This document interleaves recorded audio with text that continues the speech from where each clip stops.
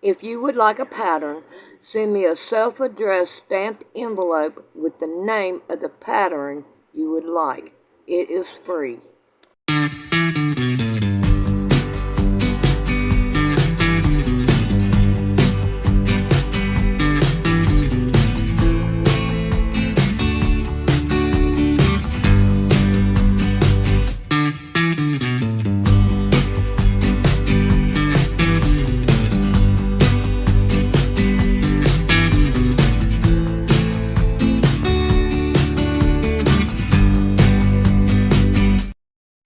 This is why I do not trust churches. There's Satan in a costume of a pastor. It's disgusting. Well, I just hope he gets what he deserves. And as I stated before, I hope God does not have mercy on John's soul. This is Strickjavar Floyd Strickland, a former pastor who faced charges connected with prostitution. You in the county of Kalamazoo, state of Michigan, between the months of January 2018 and June 1st of 2018.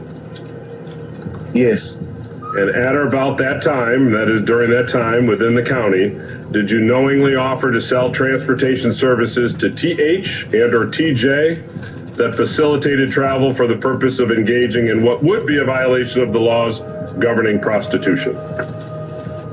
Yes. The charges brought against him were undeniably grave, involving multiple counts of third-degree sexual assault, child sexually abusive activity, and human trafficking of a minor for commercial sexual activity. However, the twists and turns of his trial left many perplexed, as this was a case that defied convention. During the sentencing, Strickland boldly proclaimed his innocence, asserting that the accusations leveled against him were part of a larger conspiracy aimed at removing him from his esteemed position. Most of this propaganda has been launched by my relationship as the president of the NAACP here in Kalamazoo. This was a witch hunt and a lynching from the beginning. Citing a litany of organizations and individuals, he accused members of the Democratic Party, the prosecutor's office, the NAACP, and even members of the Second Baptist Church of colluding against him.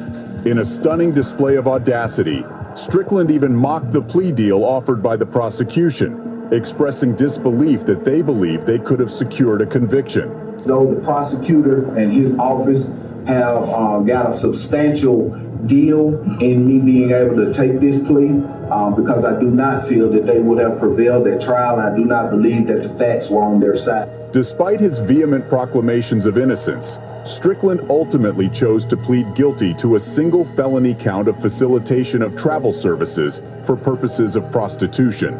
The plea deal left many with mixed emotions, including the defendant himself. Strickland openly criticized the agreement, questioning the fairness of a one-year jail sentence without the requirement to register as a sex offender or serve probation. He argued that justice had not been adequately served for the victims involved. However, it wasn't just the defendant who found fault with the proceedings. Strickland lambasted the prosecutor's office for what he perceived as a lack of integrity, accusing them of merely feigning advocacy for the victims.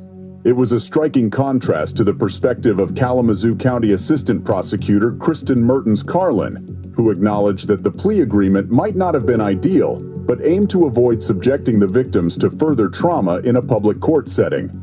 When it came time for Judge Paul Bridenstine to deliver the sentence, he chose to honor the plea agreement. Strickland was ultimately sentenced to a relatively lenient 12-month term in the Kalamazoo County Jail, foregoing the usual requirement to register as a sex offender or serve probation. This is John White, and he committed a crime so disgusting its details might be disturbing to a regular human being. Satan in a costume of a pastor. White, disguised as a pastor, faced charges for the brutal murder of Rebecca Gay, the 24-year-old daughter of his fiancée. The charges against him included open murder and first-degree premeditated murder, indicating the gravity of his heinous actions. The 55-year-old ex-convict, who shamelessly claimed to be a pastor, chose to plead guilty to second-degree murder as a habitual offender, marking his third offense. Disturbing police reports revealed the chilling details of White's meticulously planned and executed murder, driven by his sick and twisted sexual fantasies.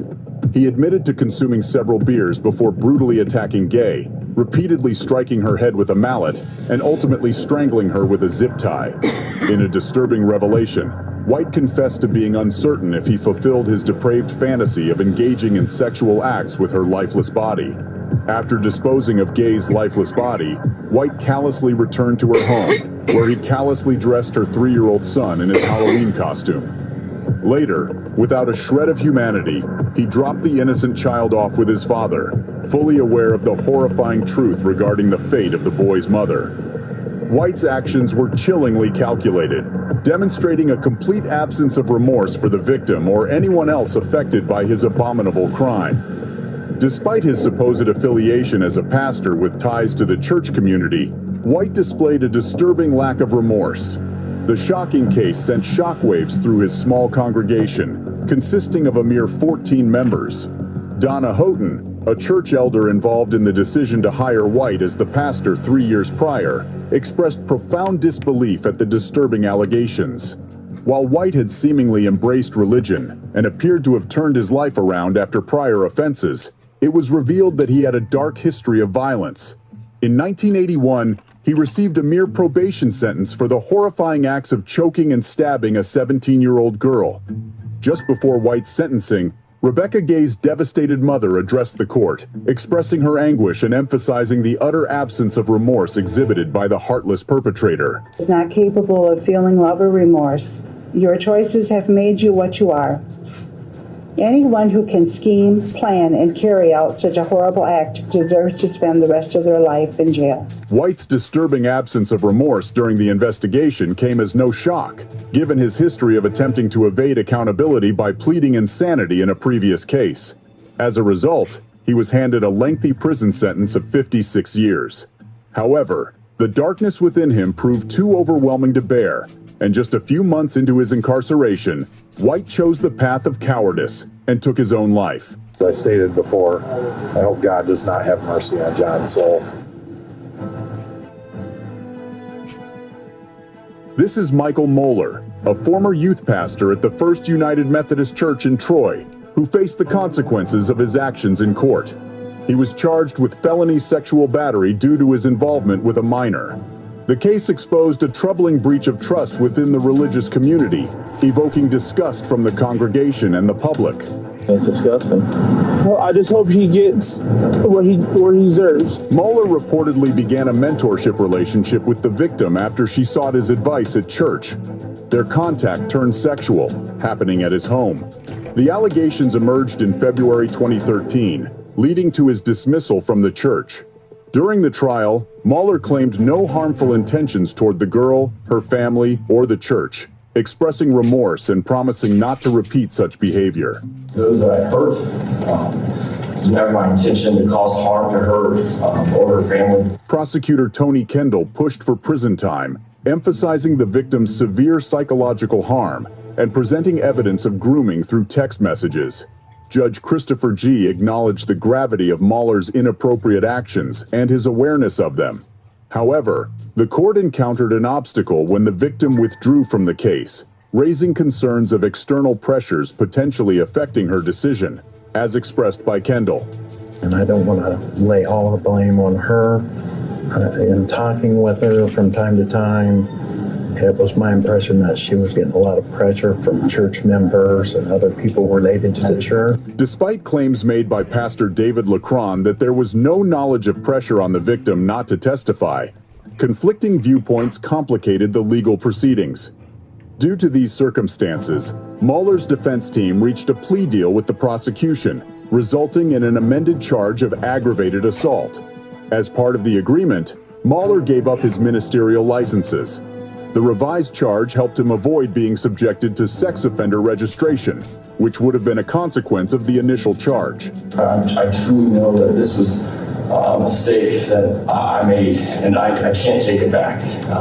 But I know without a doubt that I will do everything I can, and I will never do anything like this again. While Mueller acknowledged wrongdoing in a video, he did not face the full extent of the law.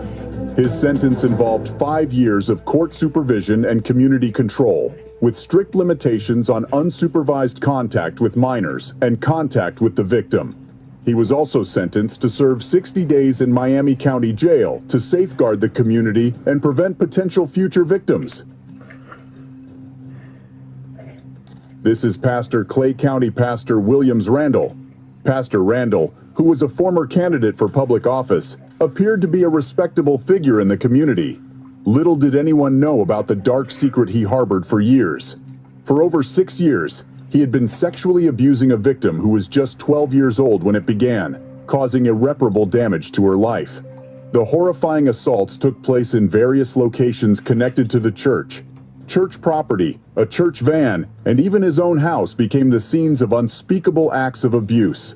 Randall manipulated his victim, instilling fear and desperation into her young mind. He went to great lengths to ensure her silence, claiming that their lives would be destroyed if anyone found out. And very quickly turned his house of worship, his house of prayers, into a house of horrors. The trauma she experienced had painful consequences, leading to a stroke when she was only 14. However, it took 5 more years for her to gather the courage to come forward and report the abuse to the police.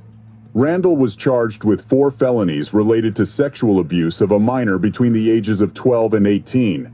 To the shock of the community, this respected pastor and former president of the NAACP was accused of such heinous crimes. Initially, Randall denied all allegations, pleading not guilty and maintaining his innocence. During the investigation, he even had the audacity to blame the victim, even though he admitted to engaging in oral sex multiple times. In court, the victim confronted Randall, loudly proclaiming how he had destroyed her life and stolen her innocence. Despite his attempts to use his position and age as a plea for sympathy, claiming to be a man of God, the victim's brave testimony revealed the truth behind the guise. Randall expressed remorse for his actions, acknowledging the pain he had caused not only to his victim, but also to the family and community present in the courtroom. I'm just truly sorry. I believe that there is a level of remorse. This is the beginning stages of trying to heal. The defense argued for leniency, citing Randall's age and health issues. They emphasized his past contributions and good works, but failed to overlook the enormity of the accusations against him. In the end, Randall entered a plea deal where he pleaded guilty to 1 count of sexual battery. The remaining charges were dropped, but there was no negotiation regarding his sentence. With the plea deal, Randall's fate was left in the hands of the court. Ultimately, he received a 20-year prison sentence for sexual battery and was ordered to register as a sex offender. As he was escorted out of the courtroom, Randall appeared dejected, realizing the consequences of his actions. The judge noted that if not for Randall's advanced age, 76 at the time of sentencing, the sentence would have been even longer. The victim, despite all the pain she had endured, found solace in the court proceedings, knowing that Randall would never be able to harm another child in the same way. Her strength and resilience were evident as she expressed her satisfaction with the outcome, hoping that the punishment handed down by the court was a fitting retribution for the years of suffering inflicted upon her. One woman spoke in support of Randall, calling him a good man, someone she's known for 20 years. But the judge said if it were not for Randall's age, he would have given him a longer sentence. Robert Bradfield, First Coast News, on your side. This is Ohio pastor Anthony Haynes, who committed horrifying acts of assault against a teenage girl from 2014 to 2017. These acts took place in the Greater Life Church in Toledo. Haynes would pay the victim off and warn her to stay silent after each assault, fearing the consequences for his family. However, justice was served in the end. Haynes was arrested and charged with several crimes, including sex trafficking of a minor, child exploitation, and obstruction of a sex trafficking investigation. He pleaded for mercy, but was rejected by the judge. It's important to note that Haynes was not the only perpetrator in this ordeal. Two other pastors, Kenneth Butler and Cordell Jenkins, were also involved, all victimizing Tanesha Temple. Tanesha believed no one would believe her story because of Haynes's position as a pastor, leading her to suffer in silence. This serves as a powerful reminder of the abuse and injustice that can occur within places of worship, highlighting the importance of speaking up against such heinous acts. And say that he was going to be my protector and stuff. So I did end up living with the pastor and his family. Every day coming home just expecting that I'm just going to have sex with him and anybody else that he threw my way. Anthony Haynes refused to acknowledge his guilt, despite the overwhelming evidence stacked against him. Although he never explicitly denied his actions, he repeatedly proclaimed, "I'm not a pervert, I'm not a pervert," as he pleaded for mercy. These futile attempts only served to irk the judge further, who remained unmoved by his pleas. It was an emotional sentencing for Anthony Haynes, with tears and more as he pled for mercy from the judge on behalf of his family, who came in support. It wasn't just Haynes who faced charges. His wife, Elisa, and stepdaughter, Alexis Fortune, were also implicated for tampering with a witness, victim, or informant. Shockingly, it seemed to be a family affair, as Haynes's own brother stood behind him, unable or unwilling to believe the allegations. My brother. That's it. He loves us. I love him. However, love and support from family could not sway the judge's decision. Haynes was ultimately sentenced to life imprisonment for his despicable crimes. Following the sentencing, instead of displaying remorse, Haynes focused on how difficult the past 27 months had been for him. This callous response was witnessed by many in the courtroom, leaving no doubt about his lack of regret.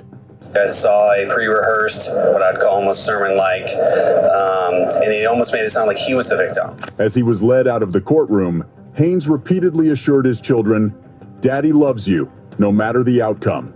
Sadly, he would now have to express that love from behind bars. This is Terrence Lamont King, a former pastor in Georgia who faced charges of statutory rape, child molestation, and enticing a child. This sick individual betrayed the trust of a young girl and her family within his congregation. He manipulated her, making her believe they were in a romantic relationship, only to exploit her innocence for his own twisted desires. Given his abuse of authority and role as a supposed role model, a fair and just sentence is warranted. Their illicit relationship began when she was just 15 years old, with King driving her to a hotel where they engaged in sexual acts. Fortunately, the victim's mother discovered incriminating chat conversations on Facebook, exposing the truth behind King's despicable actions. The victim and her family, who were dedicated church members, felt a profound sense of betrayal. After going through the legal process, King was found guilty by a jury and faced a stern ruling from Judge Edward D. Luke Meyer, which included a prohibition on any communication with the victim's family. No amount of remorse can undo the irreversible harm caused by this abhorrent individual. You're to have absolutely no contact with the victim or the victim's family. Judge Luke Meyer aptly described King as a deceptive predator, exploiting his spiritual leadership role to deeply influence and abuse the trust of the victim. Consequently, King was sentenced to 30 years in prison, accompanied by a lifelong probationary period for his vile crimes. I will sentence you on that to life with the requirement that you do 30 years in the penitentiary with the balance of your life on probation. There'll be a $3,000 fine. Count 3 is in enticing a child to do that next. I will sentence you to 30 years required to serve 10 in the penitentiary. I will run that concurrent or at the same time as count 2. King, devoid of emotion, faced the reality of his impending miserable fate as the judge delivered the sentence, while the prosecutor acknowledged the victim's courage in confronting her abuser. This is Kenneth Adkins, a despicable and notorious anti-gay pastor who remained cold and unaffected as the jury rendered their verdict. Within a short hour, Adkins was found guilty of 8 out of 10 child molestation-related charges, along with an additional charge of attempting to manipulate a witness.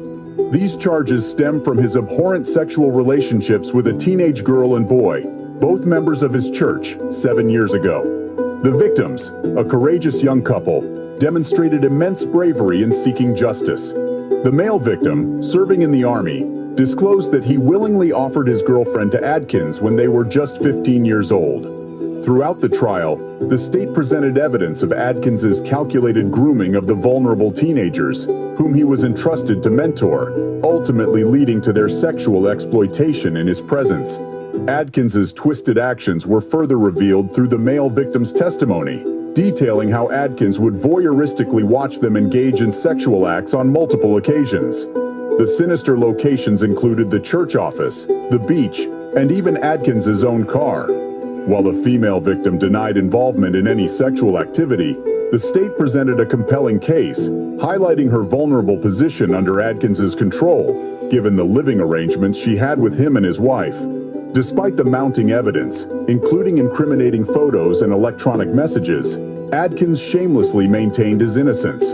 In a phone call from jail following the verdict, he admitted to making ill-advised choices, but vehemently denied any sexual involvement with the teenagers. I did not molest any children. I did not touch anybody. I didn't have oral with anybody. I didn't allow anybody to have oral with me. I did not do that. Adkins, who had initially posed as a mentor and provided monetary assistance, found himself betrayed by the young man who refused to let him continue preying on vulnerable youths. Determined to protect others, the young man courageously exposed their past relationship during the trial. Adkins's attorney, Kevin Goff, resorted to desperate tactics in an attempt to undermine the state's case. Goff questioned the timeline of events and even suggested that the victims were of legal age, insinuating that the male victim had ulterior motives. With audacity, Goff exploited a financial dispute and Adkins's hypocritical anti-gay stance in a feeble attempt to discredit the victims. As the trial reached its conclusion, Adkins's accusers finally felt a sense of validation. The tearful yet relieved mother of one victim expressed gratitude that her son's harrowing ordeal had been acknowledged and believed. In a desperate attempt to salvage the situation, Adkins's attorney vowed to file for a new trial, alleging that crucial evidence regarding the accuser's mental stability had been withheld by the state. On the day of his sentencing, Kenneth Adkins, stripped of his facade, appeared noticeably different from the once confident man who had entered the courtroom. Judge Stephen Scarlett, recognizing the gravity of Adkins's abhorrent crimes, handed down a severe sentence, condemning him to spend the rest of his miserable existence behind bars. However, there remained a glimmer of hope for Adkins, as after serving a mere 35 years, he could potentially be eligible for probation. Personally believe that I would not only prosecuted but convicted because of who I am and not for what I did. And with that being said, sir, I'm ready to face whatever it is that this court decides. Adkins, unapologetic and delusional, continued to assert his innocence, shamelessly accusing the jury of disregarding vital evidence, while cynically pointing to other notorious cases where verdicts were controversially overturned. Judge, unmoved by Adkins's hollow protests, handed down a sentence of life imprisonment for the despicable charges of child molestation. With a cruel twist of fate, Adkins would likely spend the remainder of his wretched existence confined behind prison bars, with only the faint hope of parole after serving a mere 35 years.